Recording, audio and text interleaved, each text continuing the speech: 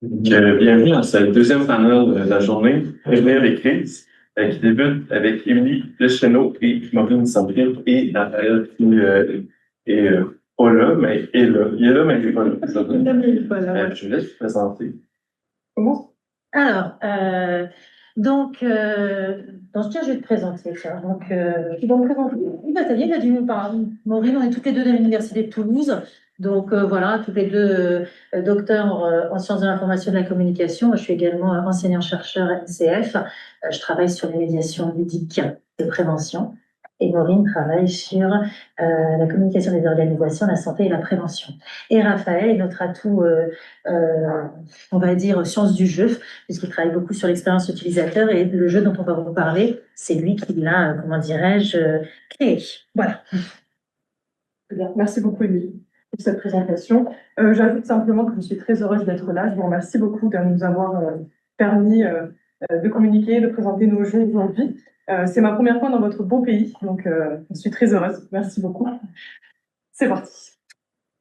Voilà. C'est ça. Eh ben non. C'est pas parti du tout. Hop là, attends, je vais tenter comme ça. C'est pas parti. Ça y est, voilà.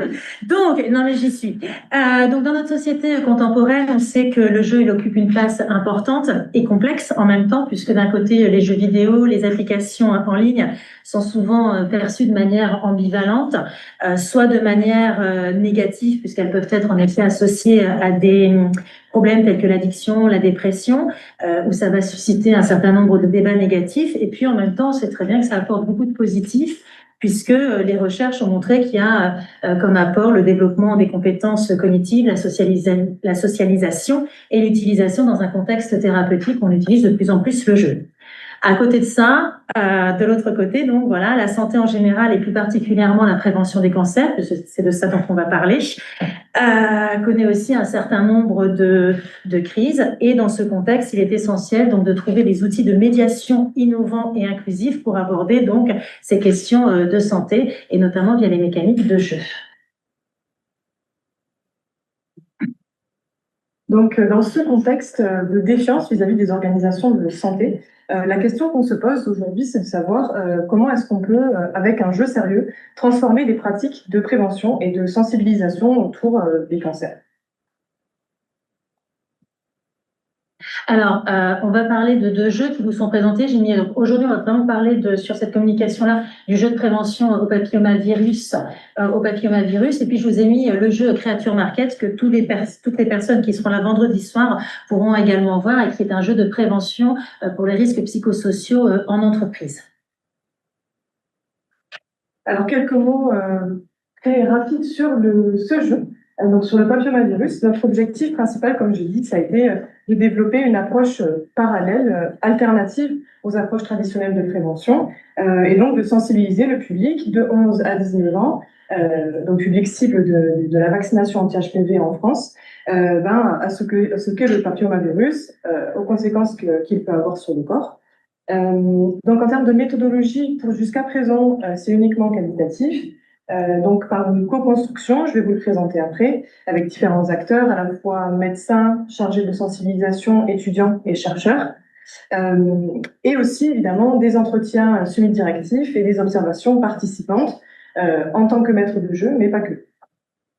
Ensuite, en termes du déroulé, donc on a voulu concevoir un jeu qui permette aux chargés de prévention d'avoir donc un discours différent. Et donc, on leur permet d'avoir un jeu qui est très transportable. Vous allez le voir demain soir quand vous allez l'essayer. L'objectif, c'est que le chargé de prévention puisse le prendre dans son sac à dos et ensuite aller utiliser ce jeu comme un premier contact avec le public. Au lieu d'aller faire une conférence qui dure 2 heures en disant, voilà, les papillomavirus, attention, vous allez avoir des cancers, c'est pas rigolo. L'objectif, c'est justement de sortir l'escape game, de leur dire, écoutez, on va aborder une thématique, vous allez voir laquelle, donner quelques petits indices pendant qu'ils jouent, et ensuite amener à l'ouverture du dialogue. En termes d'apport, donc ça permet, vous allez voir, de retenir plus facilement les informations, de déculpabiliser, de ne pas être dans des émotions négatives, de crainte ou de peur, et en même temps de s'identifier au personnage du jeu. Alors, hop, ça je passe, vas-y. Ben non, mais je présenterai vendredi, en fait. D'accord. Pour revenir donc sur le contexte de notre jeu, Émilie en a parlé rapidement. En France, la santé et les organisations de santé font face à des controverses. C'est très difficile pour les organisations comme l'Institut national des cancers ou Santé publique France de communiquer à propos des cancers. Il y a des campagnes qui sont diffusées, mais elles n'ont pas forcément le retour escompté. Et donc, on a une population qui a du mal à se faire vacciner contre le HPV. Il y a donc des difficultés d'adhésion au message et une multiplication de sources qui peuvent être des fake news, notamment sur les réseaux sociaux, à propos de ce vaccin qui pourrait causer des problèmes, qui ne fonctionnerait pas, qui inciterait à une sexualité précoce chez les enfants, etc. Et donc, on observe dans ce contexte controversé qu'il y a des pratiques de communication qui évoluent, notamment la co-construction de jeux, donc co-design, pour citer Madame Grosjean, notamment, et puis la place aussi de l'aide du patient expert. Donc, le patient expert, c'est une personne qui a été malade ou qui a accompagné quelqu'un de malade et qui a une expertise de terrain sur la maladie. Et donc, finalement, ce patient expert, il a de plus en plus une voix dans le discours et il est de plus en plus écouté. Quelques mots concernant le papillomavirus. Alors, on sait qu'au Canada, vous êtes vachement en avance par rapport à nous, donc vous êtes déjà bien sensibilisés. Et quelques mots de rappel. Donc, les papillomavirus, voilà, c'est tout ce que j'ai. Les papillomavirus humains, c'est une famille de virus. Il y en a certains qui causent des verrues, bon, c'est pas très fun, ou des cancers, à la fois chez les hommes et chez les femmes, sur la zone ORL et la zone intime.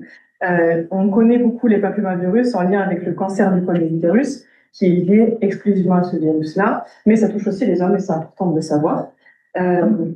La vaccination en France, je l'ai dit, elle est recommandée à partir de 11 ans jusqu'à 19 ans. Il y a des rattrapages possibles et elle est 100% remboursée.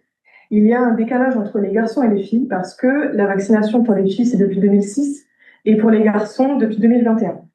Donc, on voit que effectivement, les taux de vaccination sont fort différents. Voilà, et là, je vous ai mis un tableau. Alors, je ne vais pas aller dans le détail, mais c'est pour que vous voyez la différence entre le Canada et la France, par exemple, chez les filles, ou l'Australie, ou des pays qui ont bénéficié de zones pilotes, en fait, pour mettre en place une vaccination à grande échelle. Bonne passe. Ah bon? Oui, c'est ce que je pense. Ok. Cette slide est importante. Et c'est la dernière dont je vais parler. Donc, je vais vous... Ça consiste la construction donc, de ce jeu. Ça a commencé en 2022 à Sud de Pub à Bordeaux, où on a demandé à des étudiants comment on pouvait faire pour parler justement de papillomavirus par le jeu.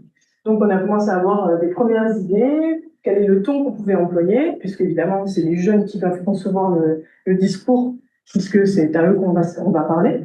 Donc, comment est-ce qu'on va parler à notre cible et quel est notre cible? Donc, les premières idées, première maquette. Ensuite, on s'est donné rendez-vous avec des médecins de santé publique et des chargés de sensibilisation à Toulouse pour leur présenter notre jeu, en sachant que, évidemment, le médecin est essentiel, comme je l'ai dit tout à l'heure, parce que c'est lui qui va présenter le jeu. Donc, c'est important qu'il puisse se l'approprier et puis comprendre de quoi on parle et nous dire si vraiment c'est scientifiquement correct, évidemment. Donc, on a eu des premiers retours constructifs de la part de ces professionnels de santé qui nous ont permis d'améliorer, encore une fois, le discours. Troisième étape, à l'unité de Castres, j'ai eu la chance de pouvoir présenter le jeu à mes étudiants en métier du multimédia et de l'Internet, ce qui nous a permis déjà d'avoir des retours sur le discours médical, qui pouvait être plus ou moins efficace, sur la jouabilité. Est-ce que vous prenez du plaisir à jouer? Est-ce que ça vous plaît ou pas? Est-ce qu'on doit rajouter des éléments médicaux à l'intérieur du jeu, en sachant que ce qu'on voulait pas faire un jeu barbant où le code c'est papillomavirus, enfin, c'est trop rigolo. Ouais. On voulait quand même juste donner quelques éléments intéressants, mais pas que ce soit trop grossier. Voilà. Cette étape a été très intéressante également parce que le CRCDC, le Centre de coordination des dépistages des cancers en Occitanie, nous a demandé d'intervenir et de faire un team building pour leurs équipes qui travaillent dans la santé, en ayant pour objectif à la fois de les former au papillomavirus et en même temps de créer de la cohésion entre eux. Et ce qui était intéressant, c'est que c'était des médecins, mais qui n'étaient pas concepteurs du jeu. Et donc, on a eu des retours assez virulents en disant, ah non, non, moi, on dépiste pas les garçons pour les papillomavirus, c'est n'importe quoi. Alors, le jeu est un peu tombé à l'eau. Et en fait, non, on s'est rendu compte que ça se faisait, mais qu'ils ne le faisaient pas. C'est ça qui est intéressant en termes de pratique professionnelle. Voilà, donc encore une fois, retour constructif et conditions réelles. Et enfin, dernière étape, donc au lycée à la base de base de Castres, on a lancé officiellement le jeu auprès de collégiens et de lycéens. Ce qui nous a permis de faire également des entretiens individuels après le jeu, d'améliorer encore une fois le jeu. Donc là, il est prêt et vous allez pouvoir tester demain soir le jeu avec une version également numérique. Émilie, je te laisse faire. Alors, moi, je vais parler plutôt de médiation, du jeu comme dispositif de médiation informationnelle, parce qu'on sait qu'en effet, le jeu, en effet, va donner des modalités de communication qui vont être différentes. En effet, on sait que très bien qu'ils ont un impact sur les pratiques pédagogiques, mais on constate également qu'il peut faciliter finalement l'accès à l'information. En tout cas, c'est ce que l'étude, en tout cas les entretiens qu'on a passés avec les étudiants et les élèves qui ont fait le jeu, en tout cas, c'est ce qu'ils nous ont dit en disant qu'il apparaissait que le jeu nous permet de s'extraire des supports de communication traditionnels qui sont jugés souvent trop techniques, discours médical oblige, et ces retours d'entretien nous permettent d'orienter finalement notre réflexion sur une autre manière de penser donc la prévention. Donc le support ludique, il participe ainsi à la transition, on va dire, d'une prévention médicale à un outil de sensibilisation des risques en santé, qu'il soit physique ou mental, et puis ça permet aussi une lecture parce que tout simplement il va permettre une lecture plus sensible et interactive de la narration. Ce qui fait que le support ludique, il participe à une médiation des savoirs en se plaçant comme un tiers entre les institutions de prévention et le public, mais aussi en accompagnant l'usager et en facilitant ses pratiques informationnelles. Dans le cadre de l'escape game, en fait, on voit bien que finalement, le jeu apparaît comme un tiers dont le rôle dépasse la simple transmission de l'information pour aller vers une construction de lien entre le besoin qu'on a d'information et l'usage de cette information pour permettre à l'usager de transformer l'information donc en connaissance. Or, et puis retenir tout simplement ces informations par l'acte de jeu. On sait que la médiation de l'information, elle est nécessaire dans l'accès aux savoirs médicaux. On le voit, il y a plein de plateformes, il y a les réseaux sociaux, les médecins scolaires également qui peuvent en parler. Mais ça reste une information qui est souvent descendante, en fait. C'est-à-dire qu'on va donner le savoir et à sens unique. On vous colle un PowerPoint, on vous colle quelque chose et puis vous écoutez, mais il n'y a pas d'interaction derrière. Et ce qui fait que la réception, elle peut alors être limitée dans le temps puisqu'elle reste donc dans une communication ordinaire. Et c'est d'ailleurs ce qui a été relevé auprès des entretiens avec les étudiants et les élèves, où en effet, ils nous ont dit que le discours via les supports de communication traditionnels ne suffit pas, en tout cas pour que l'information, elle reste pérenne.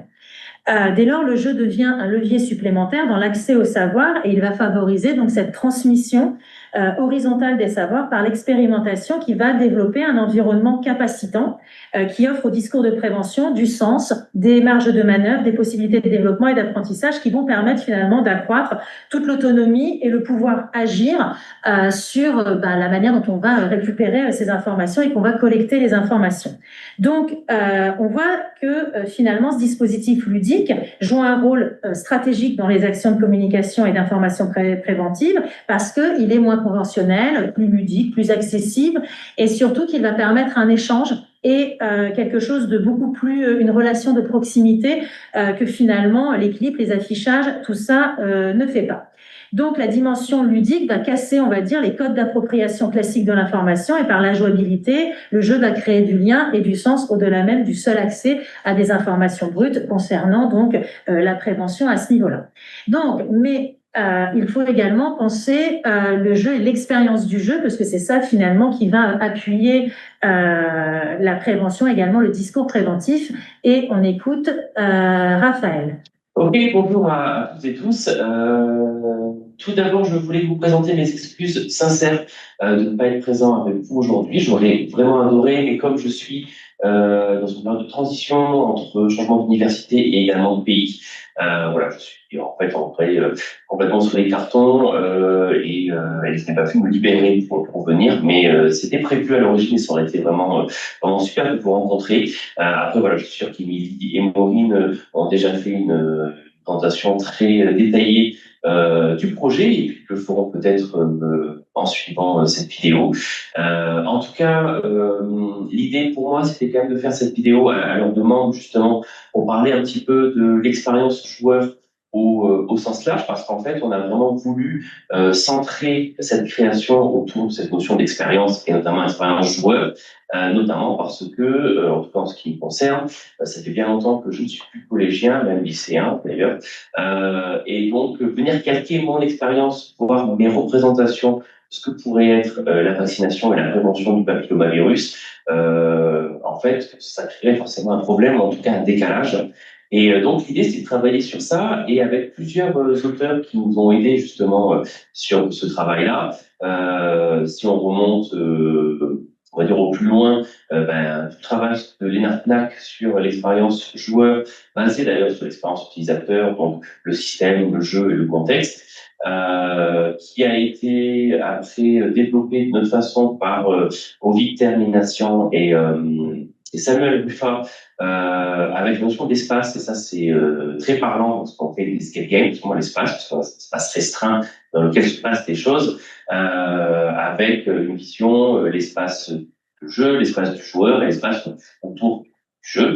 Mais en tout cas, ce qui est intéressant dans toute cette partie-là, justement, sur l'expérience aussi, c'est de se poser la question, comme Lennart Knack et ses collègues ont pu le développer, entre la jouabilité et l'expérience, et en fait cette différence entre le désir du ou des designers, ici pour le coup, donc est-ce que ça fonctionne comme le designer le veut, la jouabilité, et puis est-ce que finalement ça passe, est-ce que ça plaît, est-ce que l'expérience fonctionne.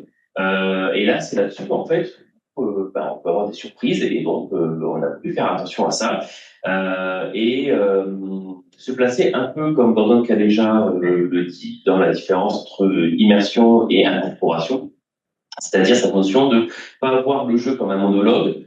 On vous crée une immersion et vous venez vivre une expérience de A à Z où on amène tout, puisqu'en fait, ce ne serait pas fonctionnel dans le cadre d'une prévention, mais plutôt la notion d'un dialogue, d'incorporation, dans lequel on considère aussi le passé, la complexité sociale, peut-être qu'ils sont en groupe, pas en groupe, leur âge, ça peut être aussi la complexité narrative, est-ce qu'ils sont capables de créer une narration, est-ce qu'ils vont rester dans le réalisme, pour essayer justement peut-être de créer une histoire après tout, etc. Donc en fait, les inclure dans l'immersion, et donc travailler sur qu'est-ce que eux aussi peuvent amener au sein des escape games. C'est pour ça notamment que les escape games étant en deux parties, donc il y a une partie, je suis pas sûr que vous pourrez la tester, mais qui va correspondre plutôt à la personne qui apprend qu'elle a contracté le papillomavirus et qui est porteur sain. Et après, la partie de la personne qui, pour le coup, pourrait développer un cancer, et donc qui est dans une autre forme de problématique, de stress, peut-être d'angoisse autour de ces questions-là. Donc voilà, déjà, c'était une façon de séparer. Alors, la question se pose encore aujourd'hui de savoir si c'est pertinent de bien séparer les deux. Nous, on pense que oui, dans le sens où, mais là, pareil, Maureen et Émilie vous en diront un peu plus, mais dans le sens où on pense que ça peut permettre de bien montrer que c'est l'affaire de tous, même des porteurs sains, en fait. Mais par contre, peut-être qu'il y a d'autres façons de le considérer. Donc là, on est encore en cours d'analyse d'expérience, justement.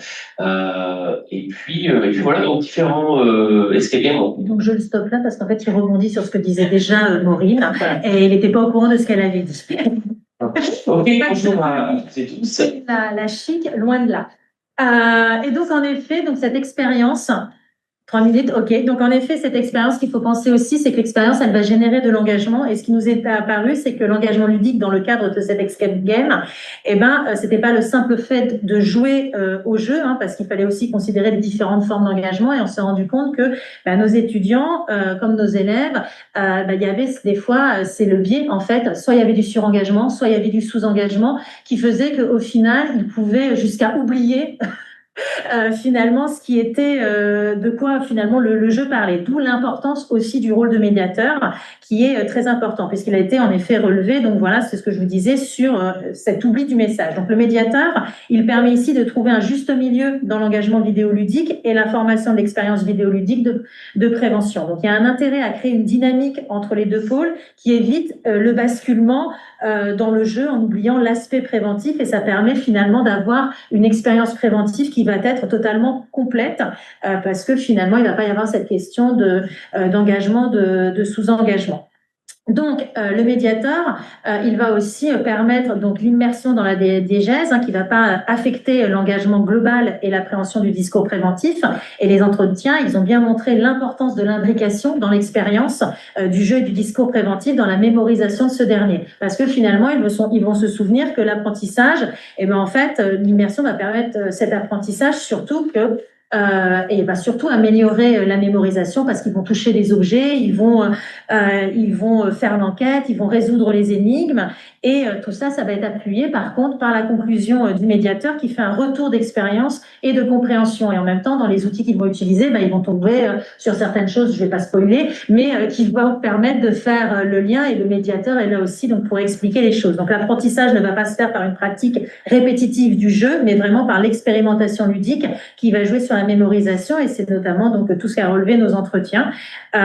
Autre point qui était important et je terminerai là-dessus, c'est le persona qui était au niveau, qui était central aussi au niveau de la création du jeu, puisqu'en incarnant des protagonistes qui finalement ont leur âge, et ben c'est ce que disait Raphaël tout à l'heure, ça permet une identification, ça permet de jouer sur les émotions et de se dire finalement ça pourrait être mon pote, ça pourrait être moi qui finalement ait ce petit souci, on va dire, de santé.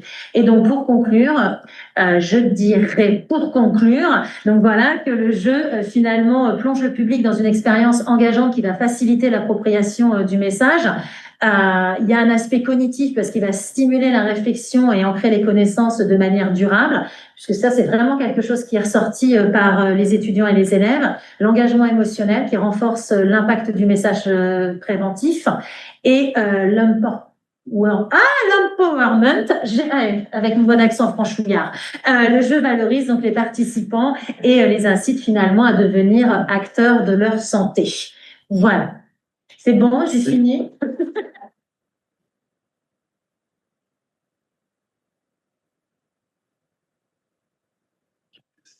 Personne dans les questions. Oui, Carl. Merci beaucoup pour la présentation. Vous avez mentionné que le Canada est en avance. Et personne n'est vacciné ici. Alors, des fois, si autre que ça au Canada, moi j'ai essayé de me faire. Je me suis vacciné les dernières années. Pour les hommes de ma génération, ce n'est pas remboursé par les assurances, donc je pense que c'est à partir d'un certain âge. D'une part, d'autre part, vous avez fait la distinction entre porteurs sains et porteurs potentiellement cancérigènes. Quand j'ai demandé à mon physicien si on pouvait passer des tests pour le savoir, il n'y a rien qui existe à ce niveau-là. Donc, votre distinction semble supposer qu'il y a des moyens d'inspection en Europe, dans certains pays. Donc, j'aimerais un peu de clarification là-dessus, juste à titre personnel pour répondre à mon médecin, d'une part, d'autre part, juste plus globalement. Bon, on ressort au niveau scientifique. Comment vous gérez les différences régionales dans les différentes législations, les différentes assurances et tout? Est-ce que ça s'applique spécifiquement à la France? Est-ce qu'il y a plusieurs pays où le logiciel peut s'adapter en fonction des différentes assurances? Merci beaucoup pour cette question. Tu veux que je réponde? Oui, c'est toi le spécialiste. Moi, je suis en médiation. Alors, quand j'ai dit que le Canada est en avance, c'est par rapport au taux de couverture vaccinale. Effectivement, on a la chance que ce soit remboursé jusqu'à 19 ans et plus tard. Quand je dis qu'on est en retard, c'est parce que la vaccination elle est recommandée pour les garçons que depuis 2021. Et ici aussi, je pense qu'il y a eu ce décalage similaire entre garçons et filles. Aussi long? Oui, nous, en fait, ça a été avec l'orientation sexuelle. Oui. Comme par exemple, j'ai eu une vaccination tardive, mais dans le cadre d'un projet pilote où c'était seulement pour les RASA, donc les hommes qui ont des relations avec les hommes. Donc, je ne sais pas si ça avait été étudié ou dans vos législations. Ouais. C'est ce qui existait, en fait, depuis 2006, c'était pour les filles. et justement les hommes qui ont des relations avec les hommes. C'est compliqué quand même.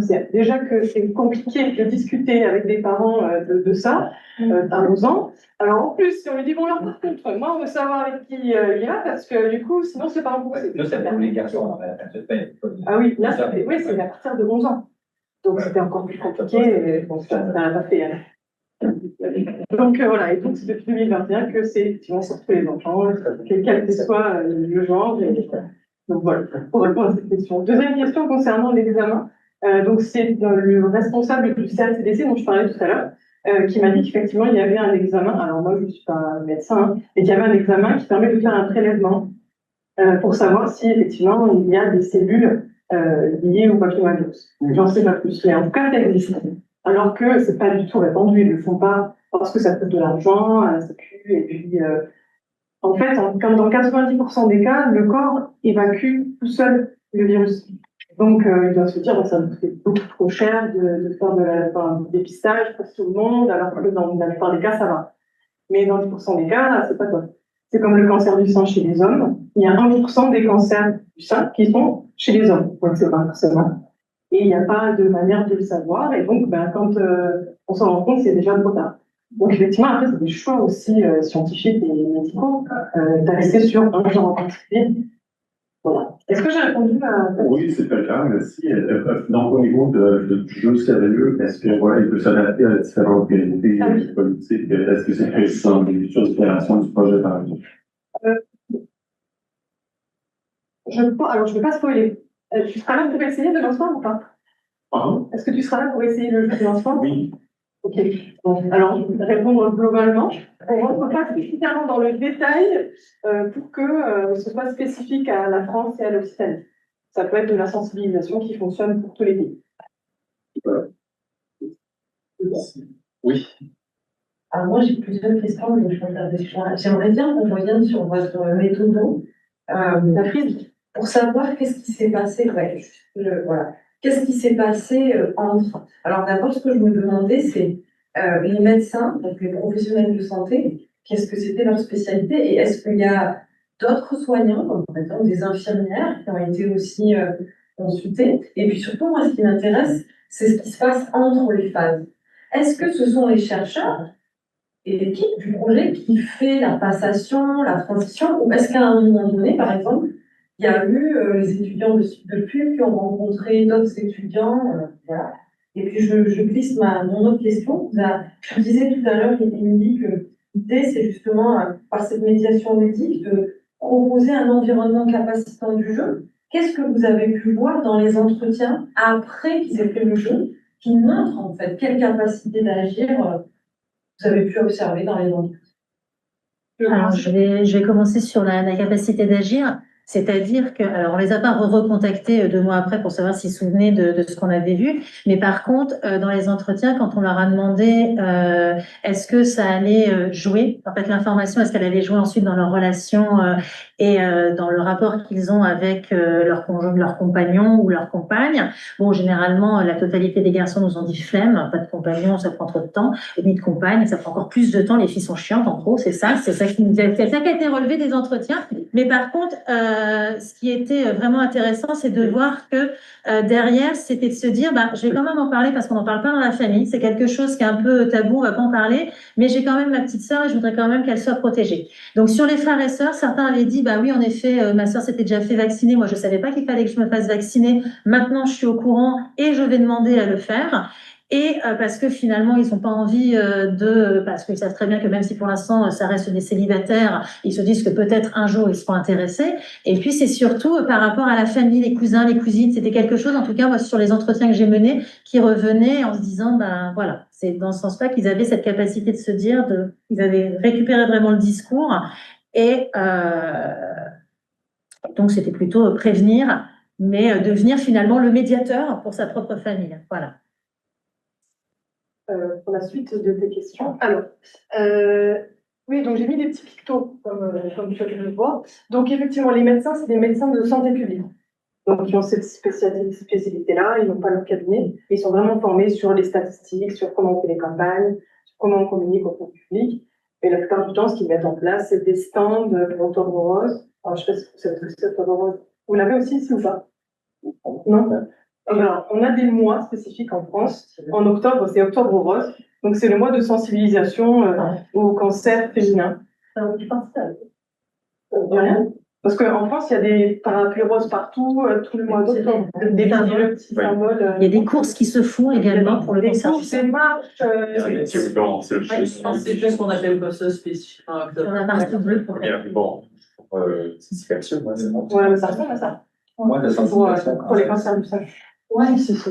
Voilà. Et marque bleue pour le cancer colorectal. Ça marche pas très bien parce que communiquer sur le côlon, c'est pas hyper bien. Ah, ils ont pas le temps de faire. Voilà. Donc, c'est des médecins donc, de santé publique. Un procédé chargé de sensibilisation. Et entre les étapes, alors effectivement, ça aurait été une très bonne idée, ce que tu dis, de réintégrer, en fait, par exemple, des acteurs de là. Mais c'est vrai que le sud de pub, on les a pas re-sollicités après. Par contre, c'est les mêmes étudiants ont pu tester plusieurs fois le jeu entre eux. Je ne l'ai pas marqué parce que ça devient une plus à rouge. Par exemple, les étudiants qui sont là, ils ont pu retester là. On a aussi intégré des étudiants de techniques de commercialisation pour voir si ils percevaient le jeu différemment, si vous pouvez avoir des retours différents. Mais sinon, concrètement, c'est à chaque fois des entretiens entre chercheurs en infocom et chercheurs en sociologie, pour voir comment on réadapte le jeu. Raphaël aussi, évidemment, parce que c'est lui qui a conçu les énigmes, a réadapté au fur et à mesure. On l'appelait s'il pouvait pas être là en lui disant, voilà, il y a un problème sur cette énigme, est-ce que tu peux l'améliorer? Est-ce qu'on peut ajouter des supports de communication sur le papillomavirus sans que ça soit trop lourd? Voilà. Donc, à chaque fois, il y avait un entretien entre chercheurs, comment on peut faire, comment on peut améliorer. Et je rajouterais que dans la version numérique, les étudiants qui ont eu à faire la version numérique de l'escape game physique, c'est pareil, il y a eu rediscussion. Finalement, ils ont réadapté aussi par rapport à des énigmes en disant, ne serait-ce que ce qui était marqué sur le téléphone qu'on débloquait, ils nous ont dit, en fait, on a réécrit parce que c'était plus contemporain à notre génération. Merci. Mais en tout cas, et il y avait des énigmes qui leur parlaient pas non plus ou qui trouvaient ça un petit peu compliqué. Donc, ils ont refait quelques modifications dans la version numérique. Voilà. Merci. Question un peu bête, les gars. Parler de jeu depuis le début. Comment est-ce que vous présentiez le dispositif au public en tant que tel? Est-ce que vous disiez, on va faire un jeu, vraiment comme ça? On va faire un escape game. Un escape game. Et c'était quoi la réaction? Parce que... Trop bien, madame, on va pas faire ça aujourd'hui, c'est ça. Vraiment dans ce sens-là? Ouais. Oui. Et c'était après, il faudra rattraper le cours. Moi, j'ai pas fait rattraper le cours. Mais je sais qu'un PC, en tout cas, pour ils avaient dit, c'était pour Créature Market, il va falloir rattraper le cours. Mais en général, que ce soit des BTS, que ce soit des lycéens, en effet, c'était chouette, on va jouer, il y a 1 heure de cours qui saute et on va jouer. Par contre, ce que j'ai remarqué, c'est que autant des BTS ou l'UT, je pense que c'était pareil, ils se mettent vraiment dedans. Au niveau des lycéens, il fallait quand même être présent pour des fois les guider parce que de toute façon, ça doit être générationnel, c'était flemme surtout. Et donc, au tout début, tout leur paraissait compliqué. Mais à partir du moment qu'on les guidait en disant, si, regarde l'énigme, machin, et qu'on arrivait à les focaliser, les concentrer, là, ils se prenaient complètement au jeu. Et c'est à ce moment-là qu'ils nous ont dit, on se prend tellement au jeu qu'on en oublie. Heureusement que finalement, dans les découvertes, ça nous ramène à la thématique. Et ensuite, ce qui ramène à la thématique, il y avait la discussion avec la personne qui va, en tout cas, et si la personne, on va dire, n'est pas de médecin avec nous, on peut très bien nous-mêmes en discuter en disant, qu'est-ce que vous avez retenu? On sait tous à peu près de quoi il s'agit, et ça permettait donc la discussion et cet échange, en tout cas, voilà. Et même si on disait escape game sur la santé, ils le savaient que ça allait être sur un truc de santé, en fait. Oui, mais le fait que ce soit vraiment présenté d'emblée comme un jeu est quand même intéressant parce que des fois, ça crispe. Des fois, quand on va chez d'un milieu jeune et qu'on dit qu'on va faire un jeu sur un truc, des fois, ça crispe dans le sens inverse. On va essayer de nous apprendre des trucs. Mais oui, mais après, derrière, comme il disait, pour une fois qu'on reste pas assis à regarder un PowerPoint, à écouter, c'était surtout ça qu'il voyait en disant, tiens, ça va être fun. Et puis, il y a vraiment le côté, tu m'en de cours.